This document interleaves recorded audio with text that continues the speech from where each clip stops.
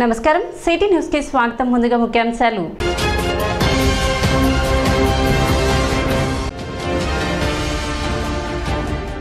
D3 Sharada service society ఆధ్వర్యంలో ఉచిత వైద్య శిబిరం.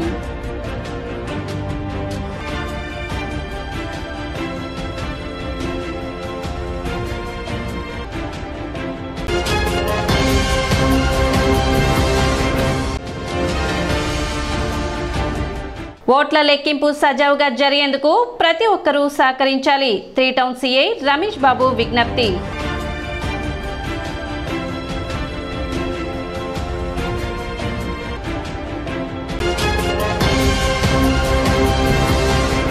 D3 శారదా సర్వీస్ సొసైటీ ఆధ్వర్యంలో ఉచిత వైద్య శిబిరం నిర్వహించారు. బూరిపాలెం రోడ్లోని డాక్టర్ ఎస్ బిల్డింగ్ ఆవరణలో నిర్వహించిన ఈ వైద్య శిబిరం నందు డాక్టర్ శారదా ఆధ్వర్యంలో ఉచిత వైద్య పరీక్షలు నిర్వహించారు. షుగరు, బీపీ, ఈసీజీ మరియు ఫిజియోథెరపీ పరీక్షలు నిర్వహించి అవసరమైన వారికి మందులను ఉచితంగా అందజేశారు. D3 శారదా సర్వీస్ సొసైటీ ఆధ్వర్యంలో ప్రతి నెల చివరి ఆదివారం నిర్వహించే ఉచిత వైద్య శిబిరంలో భాగంగా ఈ వైద్య శిబిరం ఏర్పాటు చేసి ఉచితంగా వైద్య పరీక్షలు నిర్వహించినట్లు డాక్టర్ శారదా తెలిపారు.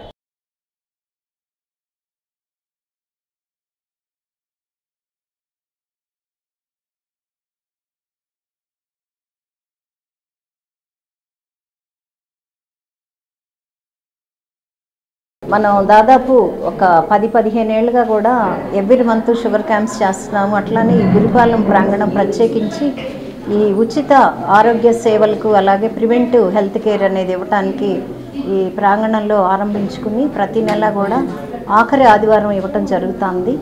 మరీ ముఖ్యంగా నేను చెప్పదలుచుకున్నది, ఈ చూసే వాళ్ళకు కూడా చెప్పదలుచుకుంది ఏంటంటే, మనకి 100కి 70-80% బాధలు అనివ్వండి, డిజార్డర్స్ అనివ్వండి, రోగాలు అనివ్వండి, అవన్నీ కూడా డాక్టర్ సహాయం లేకుండానే మన శరీరంలోనే హీలింగ్ కెపాసిటీ ఉంటుందండి. అది పరమాత్మ అందరికీ ఇచ్చాడు.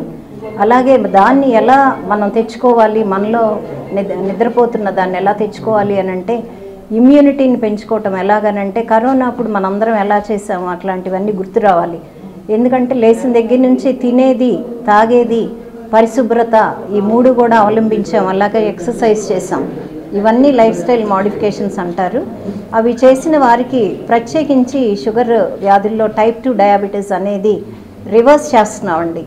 ఇది ఎంత అద్భుతమో చూడండి. అంటే రివర్స్ చేస్తున్నాం, దాన్ని మన శరీరం నుంచి వెళ్ళగొడుతున్నాం.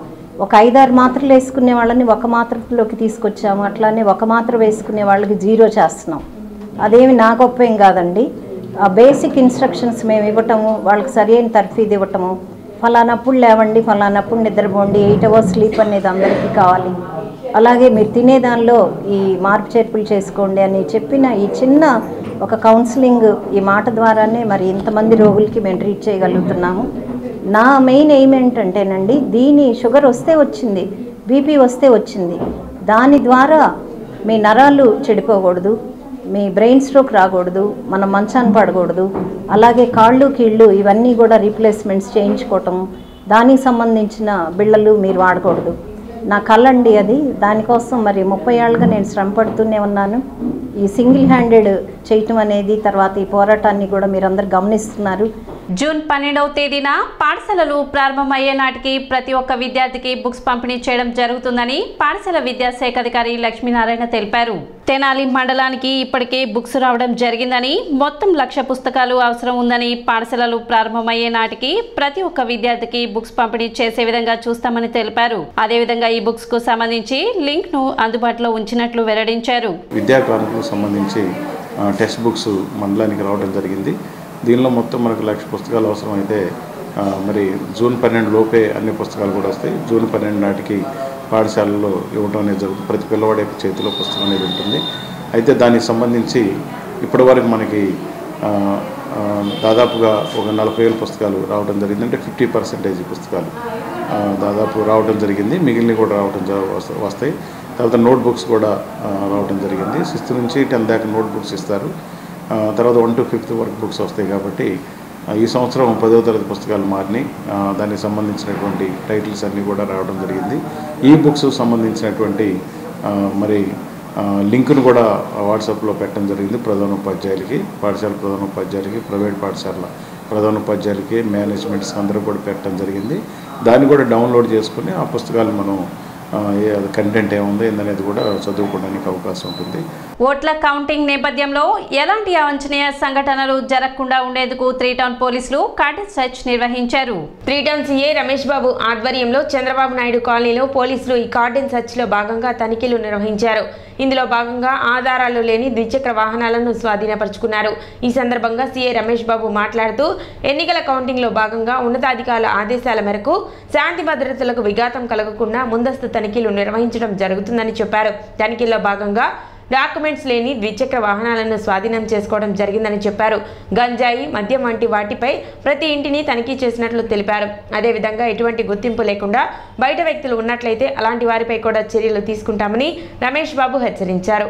ఓట్ల లెక్కింపు సజావుగా జరిగేందుకు అందరూ సహకరించాలని ఆయన విజ్ఞప్తి చేశారు. తెనాలి డీఎస్పీ గారి యొక్క ఆదేశాల మేరకు ఈ రోజున సీఎం కాలనీ మొత్తము గుంటూరు తెనాలికి సంబంధించిన సబ్ డివిజన్ పోలీస్ ఆఫీసర్లు అందరూ కూడా వచ్చి ఒక 60 మంది దాకా వచ్చి ప్రతి ఇల్లు చెక్ చేయడం జరిగింది. దీంట్లో ముఖ్యంగా ఏంటంటే గాంజా కానీ, లిక్కర్ కానీ, అట్లానే మాదక ద్రవ్యాల సమస్య కానీ ఉన్నాయా లేదా వెరిఫై చేయడం జరిగింది. ప్రతి హౌస్ కూడా చెక్ చేసాము. అదేవిధంగా ఈ ఎలక్షన్ కోడ్ అమల్లో ఉంది కాబట్టి దీంట్లో అవాంఛనీయ సంఘటనలు జరగకుండా ఉండేదానికోసం ముందు జాగ్రత్త చర్యగా గౌరవ డీజీపీ గారు యొక్క ఆదేశాలు, అట్లనే ఎస్పీ గారు యొక్క ఆదేశాల మేరకు వెరిఫై చేయడం జరిగింది. అలానే ఈ ఎన్నికల ప్రవర్తన నియమాలకి సంబంధించి అందరూ కూడా పకడ్బందీ కట్టుదిట్టమైన ఏర్పాట్లు. రేపు ఎలక్షన్ కౌంటింగ్ 4వ తారీఖు ఉంది కాబట్టి ఎటువంటి అవాంఛనీయ సంఘటన జరగకుండా ఉండేదానికోసము, అదేవిధంగా బాణాసంచ కానీ, పేలుడు పదార్థాలకు సంబంధించి కానీ, అలానే పెట్రోలు బంకులకి మనం వాటికి నోటీసు సర్వ్ చేయడం కానీ, అలానే సభలు, సమావేశాలు, ఊరేగింపులు, ఉత్సవాలు చేయకూడదని చెప్పి, విజయోత్సవ ర్యాలీ చేయకూడదని చెప్పి తెలియజేయడం జరిగింది. అలానే వెహికల్స్ ఒక 25 మోటార్ సైకిళ్ళు, సరైన ఆధారం చూపించని వెహికల్స్, అలానే 2 ఆటోలు, ఒక పెద్ద ట్రక్ ఆటో, మొత్తం ఒక 3 వెహికల్స్, మొత్తం 28 వెహికల్స్ దాకా పంపించడం జరిగింది. వీటికి సరైన ఆధారాలు చూపించిన పక్షంలో వాళ్ళ వెహికల్ వాళ్ళకి హ్యాండ్ ఓవర్ చేస్తాము. లేని వెహికల్స్ ఏమైతే ఉన్నాయో వాళ్ళకి ఆర్టీఓ గారికి రాసేసి తక్షణం తర్వాత అక్కడ ఆర్టీఓ గారికి రిలీజ్ చేసుకోమని చెప్పడం జరిగింది. అలానే అందరూ కూడా ప్రశాంతమైన వాతావరణంలో ఈ ఎన్నికలు విధుల్లో ప్రతి ఒక్కరు విజయోత్సవ ర్యాలీలు చేయకుండా అట్లానే ప్రశాంతంగా ఉండాలని ప్రతి ఒక్కరిని మేము కోరుకుంటా ఉన్నాం. ఇప్పుడు ఒక చిన్న విరామం.